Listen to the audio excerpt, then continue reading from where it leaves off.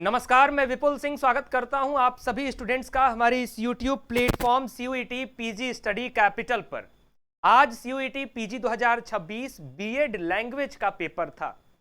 Paper की आज हम एनालिसिस करेंगे। हमारे साथ बीएड लैंग्वेज के आपके मेंटोर हुकुम सर भी हैं और हम लोग बातचीत करेंगे। और आपने जो बातें हमें बताई हैं कि सर पेपर किस तरीके का रहा है और जो पिछले वर्षों में हम लोगों ने पेपर देखा है, क्या डिफरेंस है, क्या कट ऑफ में कुछ डिफरेंस होगा, इन सारे विषयों पर बातचीत करेंगे। ये वीडियो आपके लिए बेहद इंफॉर्मेटिव होगा अगर आप पेपर दे के आ रहे हैं तो वीडियो को ध्यान से देखिएगा। अगर आपको ये लग रहा है कि पेपर बहुत अच्छा नहीं हुआ है या पेपर बहुत अच्छा हुआ है, जो भी आपकी कंडीशन है, इस वीडियो को देखेंगे तो ट्रू एनालिसिस आपको समझ में आ जाएगी। तो कंप्लीट वीडियो देखिएगा। वीडियो की शुरुआत करने से पहले चैनल पर पहली बार विजिट करने वाले हर एक विद्यार्थी चैनल को सब्सक्राइब करें, बेल आइकन प्रेस करें। इस साल की तैयारी कर रहे थे तो इस साल की काउंसलिंग और एडमिशन के प्रक्रिया हम आपके साथ रहेंगे। नेक्स्ट ईयर जो बच्चे तैयारी करना चाहते हैं वो भी हमारे साथ जुड़े रहें। सभी विद्यार्थियों को गुड इवनिंग। और जैसा कि आज आपको पता है कि बीएड लैंग्वेज का एग्जाम हुआ है और थोड़ा सा जो आपका रिव्यू आया है, जिन बच्चों ने बताया है कि सर कुछ थोड़ा सा पैटर्न चेंज किया है एनटीए ने, कि जो पैसेज आते थे हमेशा वो इस बार नहीं दिया गया। उसके बेस में उसने क्वेश्चन लिटरेचर के डाल दिए हैं, चाहे हिंदी में हो, चाहे संस्कृत में हो, चाहे इंग्लिश में। तो ये कुछ थोड़ा सा चेंजेस हुए हैं, लेकिन ये श्योर है सर कि इस बार का जो कट ऑफ रहने वाला है वो कम रहने वाला है। ओके, थोड़ी सी हम लोग और इस पे डिटेल में और थोड़ी गहन चर्चा करते हैं जो विद्यार्थियों ने सर हम लोगों को बताया है। और चूंकि बहुत सारे विद्यार्थी ऐसे हैं ना, जैसे हम लोगों के पास क्या है, बहुत सारे विद्यार्थियों की इन्फॉर्मेशन है। बहुत सारे बच्चे हमें बताएं कि हाँ सर पेपर मेरा ऐसा हुआ ऐसा हुआ।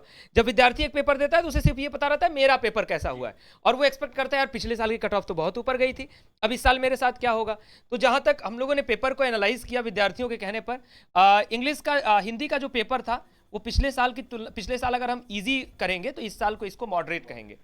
ऑलमोस्ट हम इसको भी जो है इजी टू मॉडरेट कहना होगा हमें। अगर पिछले साल हमने इसको इजी कहा तो इस साल हमें इसको इजी टू मॉडरेट कहना होगा। Sanskrit as it is easy कह लेंगे या थोड़ा सा और भी बिलो एवरेज ही था। पिछली बार संस्कृत बहुत टफ पूछा गया था। इस बार जो बच्चों का फीडबैक है वो बता रहे हैं कि सर जो थोड़ा सा हिंदी ने थोड़ा सा परेशान किया, क्योंकि असर्शन रीजनिंग वो एनटीए का पैटर्न ही रहता है, लेकिन यहाँ बता रहे हैं कि संस्कृत सर बहुत ईजी आया था। साल क्या है कि जैसे अब बीएड लैंग्वेज के जब भी पेपर्स बना करते थे तो पिछले सालों में भी हमने देखा कि तमाम सब्जेक्ट्स में जब जो डोमेन सब्जेक्ट्स है, एमए कोर्स है, एमएससी कोर्स है, उसमें असर्शन रीजन पहले से आता रहा है। लेकिन बीएड लैंग्वेज में असर्शन रीजन का रोल बहुत ज़्यादा एनटीए ने नहीं रखा था।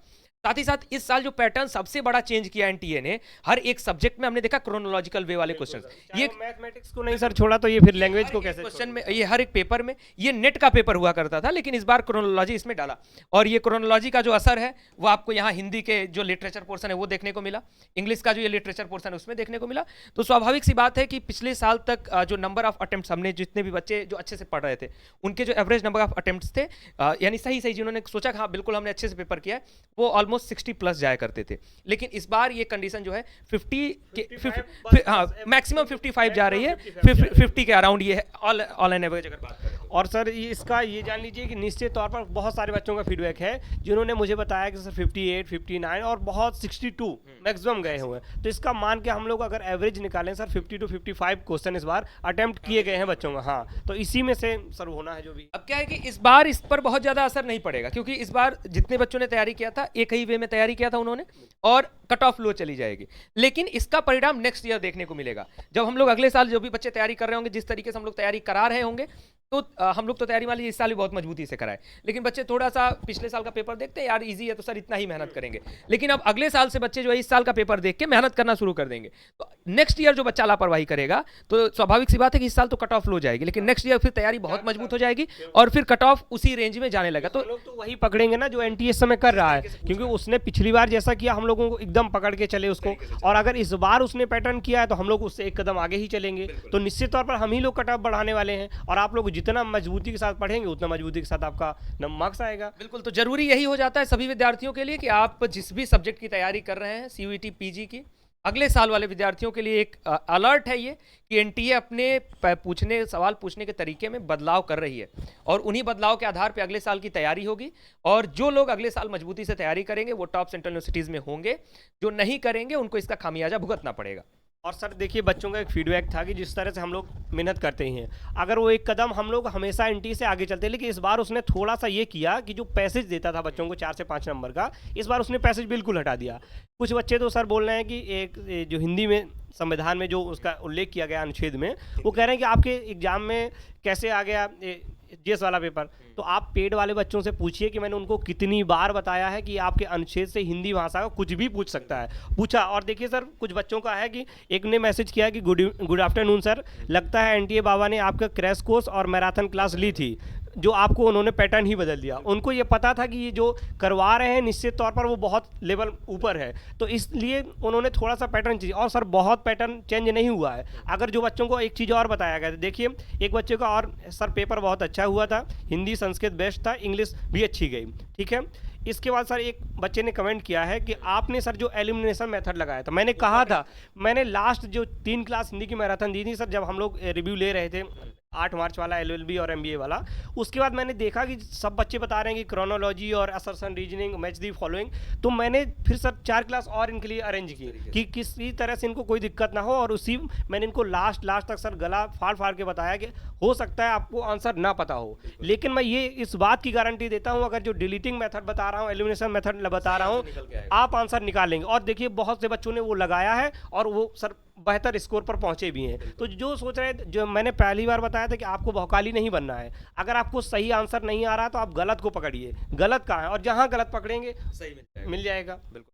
तो बिल्कुल सही बात सर आपने कही कि हम लोग जब सिलेबस को फॉलो करते हैं तो हम तो जब लैंग्वेज की शुरुआत हम लोग पढ़ाना शुरू करते हैं तो उसमें हम लोग भाषा की शुरुआत करते हैं, और भाषा में हम संविधान में हिंदी की क्या स्थिति है, किस अनुच्छेद के अंतर्गत क्या कहा गया, लिपियों को लेकर के क्या सूचना है, ये सारी बातें हमने की हैं। हाँ, बशर्ते अगर एनटीए जो है पहले पैराग्राफ पूछता था, पैराग्राफ डायरेक्टली डिलीट कर देंगे, आप पैटर्न से ही बदल देंगे, तो ये तो एनटीए की खामी है, या जो कहले बता के करना चाहिए। तो आप एक थोड़ा सा क्लू दे दीजिए कि ये इंग्लिश लिटरेचर, जैसे इंग्लिश में सर अभी कुछ बच्चे बता रहे हैं कि इंग्लिश लिटरेचर से ये सर बिल्कुल सर गलत है, क्योंकि जो इंग्लिश ऑनर्स किए रहेंगे तो वो तो मान लीजिए कर लेंगे क्वेश्चन, और लोग जो हिंदी वाले और संस्कृत वाले स्टूडेंट हैं उनके लिए तो कहीं ना कहीं समस्या होगी। लेकिन अब क्या ही कर सकते हैं, एनटीए सर किस तरह से पेपर बनाता है। लेकिन बहुत ज़्यादा मैंने इनको सर लास्ट दिन ये भी कहा था कि अगर आपको कोई दिक्कत हो रही है जो आपने उसको कभी नहीं देखा, जिस क्वेश्चन को आपने लगा कि सर ने पढ़ाया ही नहीं और मैंने कभी मेरे आंखों में आया ही नहीं, उसको टच मत करना। मैंने लास्ट दिन की क्लास में आप देखिए, हाँ, क्योंकि मैंने कहा 50-50 आप ले जाइए रिस्क, लेकिन जिसको आपने देखा ही नहीं है, वो आपके सामने ही नहीं आया, उसको मत टच करना। और सर जिसने ये बात मानी होगी और चालाकी से ये, और निश्चित तौर पर उसका एडमिशन होने वाला है डी और बीएचयू में। और जो सोचा होगा कि नहीं आया तब भी मैं मारूंगा, अगर वो बात को फॉलो नहीं किया होगा तो सर कहीं ना कहीं खामियाजा तो भुगतना ही पड़ेगा। तो ऑन एन एवरेज आज के बीएड लैंग्वेज का पेपर मॉडरेट था, और कुछ लोगों के लिए मॉडरेट टू हार्ड भी हो सकता है पैटर्न चेंज होने के कारण। हाँ, पढ़ी हुई सारी चीज़ें आपकी आई थी, जिस तरीके से आपको पढ़ाया गया था वो सारी चीज़ें आई थी, लेकिन जिस तरीके से जो कुछ इजी क्वेश्चंस एनटीए फ्रेम करती है, जहां से मेरिट बढ़ जाती है, तो इजी क्वेश्चंस हटा दिया गया था, तो स्वाभाविक सी बात है कि नंबर ऑफ अटेम्प्ट्स इस बार आपके कम होने वाले थे। तो आप सभी लोग इंतजार करिए, आंसर की आएगी, फिर हम लोग देखेंगे कि भाई किस तरीके का आपने रिस्पॉन्स किया है पेपर में, और देन रिजल्ट, और उसके बाद काउंसलिंग की प्रक्रिया पर हम लोग चर्चा करेंगे। अगर स्टडी कैपिटल के साथ जो बच्चे जुड़े रहे हैं, अगर उनको पेपर ये थोड़ा सा मॉडरेट टू हार्ड लगता है, तो सोचिए स्टडी कैपिटल आप इजी टू मॉडरेट कभी नहीं चलता।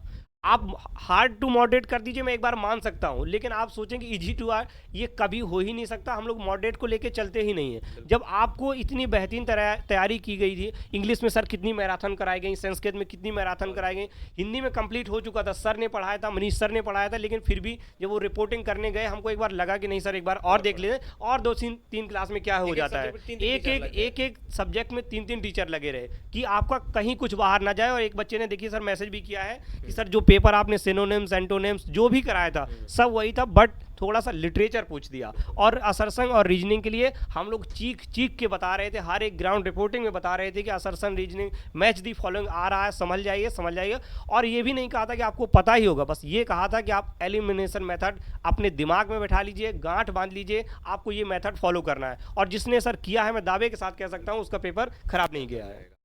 तो यही हकीकत है आज के पेपर की। आज के पेपर की स्थिति आपकी कैसी रही है, कमेंट बॉक्स में हमें जरूर बताइएगा।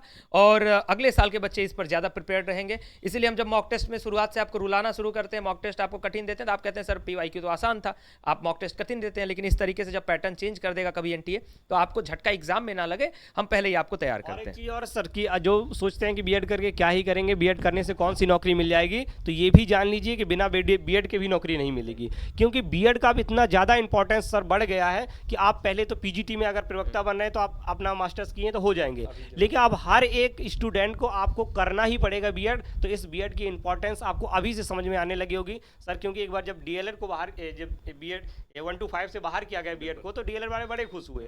और डीएलएड वाले ईमानदारी से सर बता दें कि दिक्कत में बीएड वाले कितनी वैकेंसी देख के सिलेक्ट हो चुके और डीएलएड वालों का वैकेंसी कोई नहीं आया। तो बीएड का बहुत ज़्यादा इंपॉर्टेंस अब बढ़ने वाला है। तो आप अगर अब तैयारी कर रहे हैं 2027 की और अभी से लग जाइए। देखिए भैया, मैंने पहले भी कहा था, जो 2 दिन मैराथन देख लेगा सर क्या ही करेगा।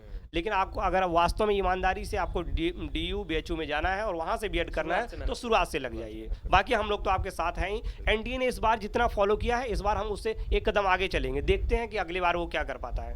बिल्कुल। और एक और सुझाव होगा एकदम आखिरी में कि बीएड, सर ने बताया कि बीएड की इंपॉर्टेंस क्या है, और मैं आपको ये भी बताना चाहूँगा कि 72 जगह से बीएड करने का भी इंपॉर्टेंट बहुत ज़्यादा है। क्योंकि जब आप आगे की परीक्षाओं में जाते हैं, चाहे आप किसी भी एग्जाम में बैठे, किसी भी टीचिंग के एग्जाम में बैठेंगे, पहले तो सीटेट का ही एग्जाम होगा, और फिर सीटेट के बाद आप किसी भी राज्य स्तर के टेट में बैठेंगे, चाहे यूपी टेट या किसी भी टेट में बैठे। उसके बाद जैसे जितने भी एग्जाम्स होते हैं, टीजीटी पीजीटी, अलग अलग संस्थाओं के इंटरव्यू में सर ले लीजिए। हाँ, अगर अच्छी जगह से आप किए बिल्कुल, तो आपको इतना ज़्यादा बेनिफिट मिलता है ना कि आपको देखते ही सबसे पहले वो अज्यूम कर लेते हैं कि इसमें है क्या। और दूसरी बात ये भी है ना सर कि जब हम बीएड करते समय इन सारी चीज़ों को बेहतर ढंग से पढ़ लेते हैं, तो शायद हमारे सामने जितनी भी ये परीक्षाएं आती हैं टीचिंग के लिए, कुछ पढ़ना ही नहीं पड़ेगा। आप उसी के दौरान, आप फर्स्ट सेमेस्टर में होंगे, आप टेट सीटेट किसी भी स्टेट का टेट दे दीजिए, आप इजीली ऐसे ही पास कर जाएंगे। तो पता चला आपने बीएड कहीं और से किया और उसके बाद फिर आपको इन सारी चीज़ों के लिए 1 साल 2 साल तक पढ़ाई करनी पड़े, तो ये स्थिति ना है। खैर, आज का पेपर मॉडरेट था, कुछ लोगों के लिए मॉडरेट टू हार्ड भी था। अपना पेपर रिव्यू जरूर बताना, घबराने की आवश्यकता नहीं है। कट ऑफ कम ही रहेगा। हाँ, कट ऑफ कम रहेगी, बहुत कम रहने वाला है सर। बिल्कुल। और पेपर समाप्त हो गया, निश्चिंत रहिए। थोड़ा अगर मूवी वगैरह का शौक है, खेलने कूदने का शौक है, बहुत प्रेशर में आप लोग पढ़ाई किए, हम लोग भी एकदम जान झोंक के कहते थे कि कुछ एक्स्ट्रा, तो प्रेशर में थे ही, उससे ज्यादा स्टडी कैपिटल के टीचर प्रेशर में थे कि, और हम लोग खुद कहते थे कि बिल्कुल आपको कुछ नहीं करना है पढ़ाई के अतिरिक्त। तो अब हम आपको स्वयं छूट दे रहे हैं कि जाइए, बिल्कुल एंजॉय करिए, मूवी देखिए, घूमिए, खेलिए, कूदिए, जो आपकी हॉबी हो उसका एंजॉय करिए। और आंसर की आएगी, उसके बाद आगे हम आपको गाइड भी करेंगे कि कैसे सही जगह आपको एडमिशन मिल जाता है। काउंसलिंग में जल्दबाजी मत करिएगा, ठीक। फिलहाल इस वीडियो में इतना ही। वीडियो को लाइक शेयर करिएगा, कमेंट बॉक्स में अपना रिव्यू जरूर दीजिएगा। चैनल पर पहली बार विजिट कर रहे थे तो सब्सक्राइब करके बेल आइकन प्रेस कर लीजिएगा। बहुत बहुत धन्यवाद, नमस्कार।